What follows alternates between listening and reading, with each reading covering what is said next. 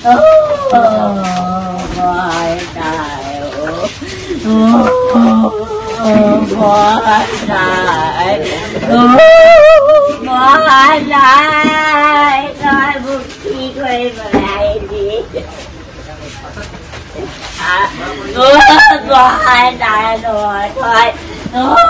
sao có dài ghê lại vào một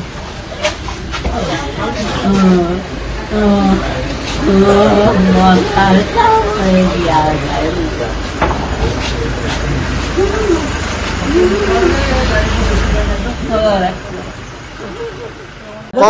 এনেকুৱা ঘটনা হৈয়ে থাকে কাৰণ কোনো চৰকাৰ বা কোনো আমি এতিয়া ধৰিলে আজি কেইতাৰিখে হৈছিলে ন ধৰ্ণা দিয়া হৈছিলে তেতিয়া কিন্তু 4 মাহ সময় লৈছিলে ৰাস্তাটোৰ কাৰণে 4 মাহ এই বৰ্ডাৰ ওচৰৰ মানুহে 4 মাহ সময় লৈছিলে এতিয়া কিন্তু কটা এতিয়া একোৱে হেৰিয়ে কৰা নাই 6 মাহ হৈ গ'ল আকৌ পানী অকণমান চিককে দিয়ে 11টামান বজাত ধূলিৰ কাৰণে বহুত ঘটনা হৈ গ'ল এনেকুৱা বহুত ঘটনা হৈ গ'ল এই ৰাস্তাটো কাম লৈছিলে বিয়াৰৰে আজি 2 কিলোমিটাৰ কাম হৈছে সেইটো বা নাজানো কিমান হৈছে কিমান নহয় কি কথা আমি এতিয়ালৈকে আমি পোৱা নাই মানে এতিয়া যিটো ঘটনা হ'ল এইটো কি গাড়ী হেৰি কৰিলে এখন কয়লা এলপি গাড়ী বুলি কৈছে আমি গাড়ীখন নেদেখিলো আগত ধৰিলে এখন পলাই দিলে নি এখন পলোৱা নাই ধৰিলে হয় নাই ধৰিলে বুলি নিলে মানুহজন কোন জেগা গম পাই এই মানুহজন হয় এই মানুহজন বালিগাঁও এতিয়া যে আপোনালোকে দেখিছে যে কয়লাৰ যি আগতে 6 চকা চলি আছিলে এতিয়া দেখোন আপোনাৰ 12 চকা 16 চকা 18 চকা চলিছে এই বিষয়ে কি ক'ব আপোনালোকে এইটো কি কৰিম এতিয়া তেওঁলোকে ন তেওঁলোকে কিবা পাৰ্মিশ্যন দিছে কাৰণে হয়তো ৰাতি ৰাতি এইবোৰ পাৰ কৰাইছে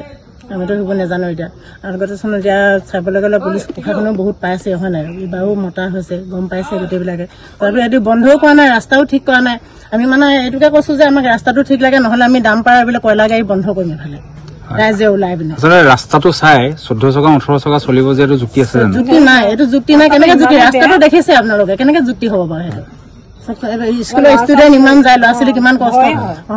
ব্যৱসায়ী মানুহ গোটেই এফালে আছে গোটেইবিলাক ব্যৱসায়ী মানুহ ৰাতিপুৱা গধূলিলৈকে এইবিলাক অহা যোৱা কৰি থাকে যেনে ৰাতি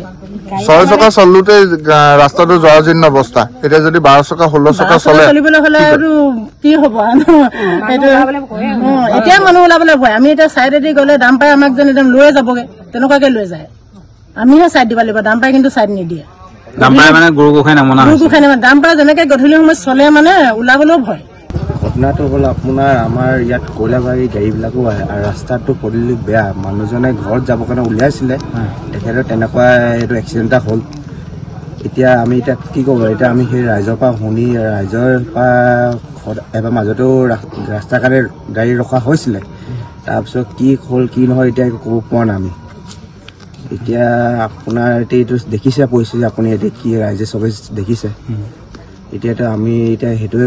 ৰাইজৰ পৰা বা আৰু কিবা সেইটোৱে বিচাৰিছোঁ যে ৰাস্তাটো সোনকালে হওক বা আৰু পিছতকৈ পিছত নহওক তেনেকুৱা ঘটনা